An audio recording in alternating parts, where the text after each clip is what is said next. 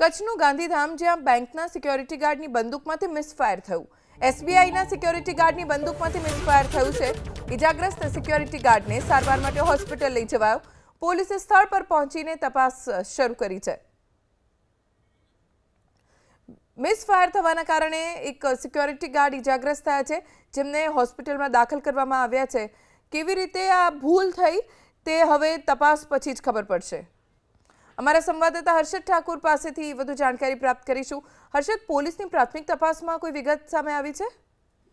ધોની, આજે વહેલી સવારના ગાંધીધામના એસબીઆઈ બેંકના સિક્યુરિટી ગાર્ડના પોતાના જ બંદૂકમાંથી જે છે તે મિસફાયર થતા સમગ્ર મામલે ચર્ચા જે છે તે મચી હતી. ખાસ વાત કરવામાં આવે ગાંધીધામની એસબીઆઈ જે છે તે ઓસ્લો બ્રાન્ચ એસબીઆઈ તરીકે ઓળખાય છે. આજે વહેલી સવારે સિક્યુરિટી ગાર્ડ જે છે તે પોતાની ફરજ ઉપર હતા, તે દરમિયાન મિસફાયર થતા તેમને જે છે તેમની બંદૂકની ગોળી જે છે તે વાગી હતી. તેને લઈને સારવાર માટે હોસ્પિટલ ખસેડવામાં આવી હતું. બીજી તરફ વાત કરીએ, જે રીતે સમગ્ર અફવા જે છે ગાંધીધામમાં ફેલાઈ હતી કે એસબીઆઈ બેંકમાં ફાયરિંગની ઘટના બની છે, તેને લઈને પોલીસ જે છે તે પણ ઘટના સ્થળે પહોંચી હતી. તમામ તપાસ બાદ જાણવા મળ્યું છે કે મિસફાયર થતા સિક્યુરિટી ગાર્ડને ગોળી જે છે તે વાગી છે, તેને પણ હોસ્પિટલ ખસેડવામાં આવ્યું છે. પરંતુ સમગ્ર મામલે પોલીસ જે છે તે પણ તપાસ જે છે તે કરી રહી છે. ધોની, હર્ષદ, આભાર જાણકારી આપવા માટે.